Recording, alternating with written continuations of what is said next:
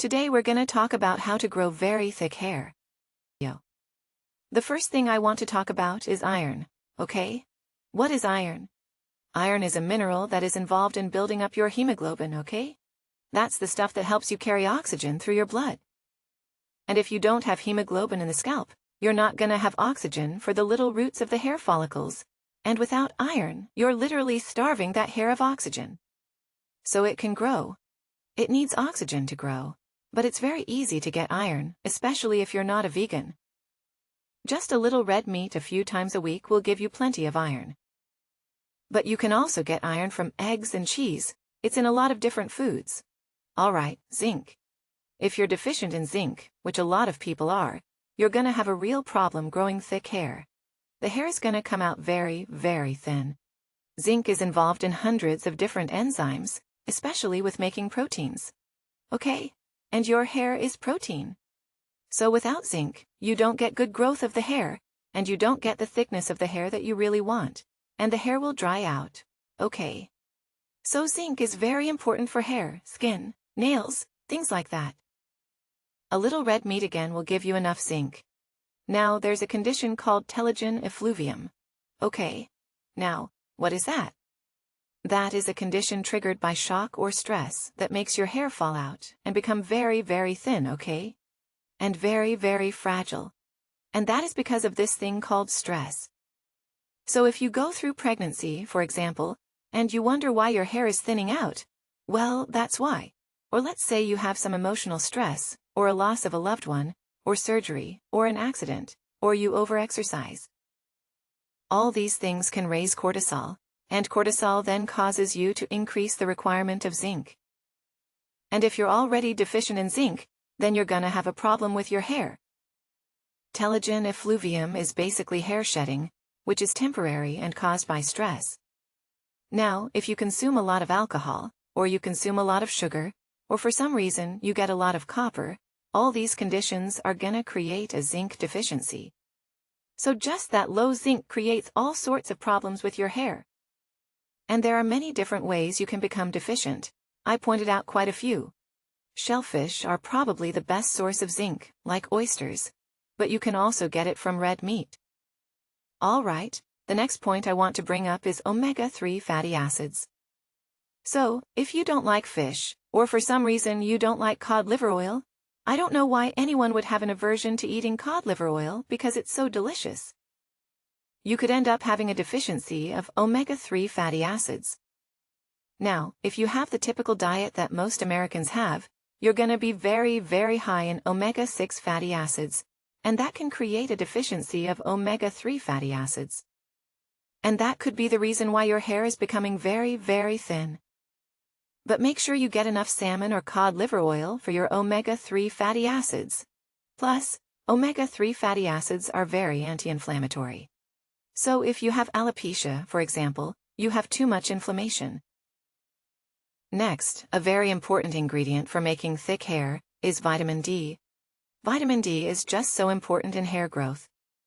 It directly stimulates the growth of hair, and a lot of people are deficient. A lot of people take vitamin D, but they're either not absorbing it because they don't have the other cofactors. Let's say, for example, they're deficient in bile and they can't break it down for some reason, or they have some type of gut issue, which means the gut's not able to absorb it. But vitamin D is very, very important. Try to get your vitamin D from the sun. Of course, in the winter, you can't do that. Vitamin D is really important for the immune aspects of hair, both inflammation and autoimmunity when we get to hair, because certain people have an autoimmune condition that causes the hair to fall out of their scalp. Those particular people need a lot more vitamin D than other people. So, I'm talking about 40,000 or maybe even 50,000 IU per day. Alright, selenium. Selenium is very important for thyroid health in converting T4 to T3. And as you may already know, if you have a slow thyroid, that alone can stop your ability to grow hair. But selenium is an important antioxidant for the hair to reduce inflammation and definitely counter alopecia and dandruff.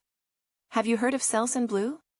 That's a selenium sulfate compound, if I'm not mistaken, and that actually inhibits the fungus that causes dandruff. So selenium is very important in different aspects of hair and scalp. But just taking one Brazil nut can give you enough selenium. Okay. Alright, so then we have biotin. Biotin is essential to enhance keratin, the type of protein that hair is made out of, and its strength. Biotin is essential for that, and your own microbiome makes biotin. And so this is why when someone gets an antibiotic, they could end up with thinning hair. And they're wondering why, because you just wiped out your good bacteria that's supposed to make that specific type of B vitamin. But a lot of people experience great results with biotin for thickening hair. So that's another element that I wanted to bring up. Alright, the next one is low folate. I would never recommend taking folic acid, which is the synthetic version of folate. Always take folate, or the active form of folate. There are different forms, but you want to get a natural form.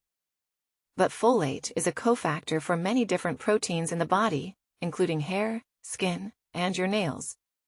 So without folate, you're gonna have a hard time fully developing the protein necessary in certain parts of your body. But it's very easy to get folate. Just start consuming salads on a regular basis, and you'll definitely have enough folate. It's in the dark leafy greens. Alright, vitamin C is essential for collagen, and your hair is part collagen. So vitamin C is very, very necessary. Of course, I would never recommend the synthetic version of vitamin C. Get a natural version, or just get it from food. You can get plenty of vitamin C from sauerkraut, from cabbage, berries, from bell peppers, and pretty much almost every single vegetable. Having enough vitamin C makes the collagen very, very strong. And the other thing I want to bring up about the hair, especially if you have thin hair and you want to thicken it, is if you start the ketogenic diet and you don't consume enough protein. Let's say you're not consuming real food protein, you're doing protein powders, which I don't recommend. I recommend increasing the amount of eggs you eat, high-quality grass-fed meats, and that can actually help you develop thickened hair right off the bat. So just don't forget about protein and consuming enough protein. The other symptom you're gonna notice if you don't have enough protein is you're gonna feel tired and lethargic. Alright, I want to give you some other tips. One is seek help. The cool thing about sea kelp for hair is that it has the trace minerals. It has iodine, selenium, zinc, manganese, but it also has the amino acids as well as the B vitamins, so it's a really good product for hair growth. The other point I'm gonna bring up is overwashing your hair, okay? Some people wash their hair way too frequently, and that just dries it out. It takes the oils out. If you use a shampoo that has sulfates, it's just gonna dissolve the protein in the hair, take out the oil, and leave your hair very, very damaged. So make sure that you don't overwash your hair. Now, of course, some people are gonna say, "Oh, Dr. Nicole told me not to shower again." No, I didn't say that. You can shower, just don't wash your hair every single day, and watch what happens. Your hair actually will be much, much better quality. It'll be healthier. Alright, the shampoo that you use is very, very vital. I would recommend using a shampoo without sulfates, with a lot of clean ingredients that don't have side effects. But the main thing is to get a sulfate-free shampoo. Now, I'd also recommend getting a really good conditioner, something that has clean ingredients as well as the essential oils and the fats needed that can go into the hair and revive your hair. All the water that you use when you take a shower, and so if it has city water where you're having fluoride and chlorine, that's not good. Just get a filter. I will put some recommendations down below if you can't find one, but I'm also having a difficult time finding the shower head.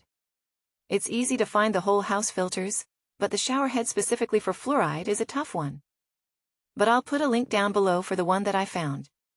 But when you don't have the fluoride and chlorine, boy, does it make your hair shine just without using these chemicals. Just using good water is quite amazing. Alright, the coloring. If you dye your hair, just find someone that can help you use a non-toxic dye. There are a lot of chemicals to make your hair a certain color, so find something that is more natural. Even though it costs more, it's gonna be important in the long run. Alright, the next one I'm gonna bring up is this thing called stress. I've seen people go through emotional losses and literally lose their hair completely. So stress can play a huge factor in the quality of the protein being produced in the top of your skull. That is because of high levels of cortisol. Cortisol is very catabolic, which means it breaks down proteins. So do whatever you can to help reduce stress. I have a lot of videos on that. I'll put some down below.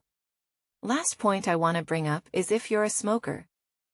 Smoking not only depletes you of nutrients, but boy does it dry your hair out. It oxidizes the hair and puts a lot of chemicals in the hair. You will find that people who are smokers have very, very dried out, old-looking hair as well as skin. So if you are a smoker, do whatever you can to stop smoking. Alright, so now that you have some good information about how to grow thicker hair, you may want to check out my other video, which is very popular on hair growth. It's right here. Check it out.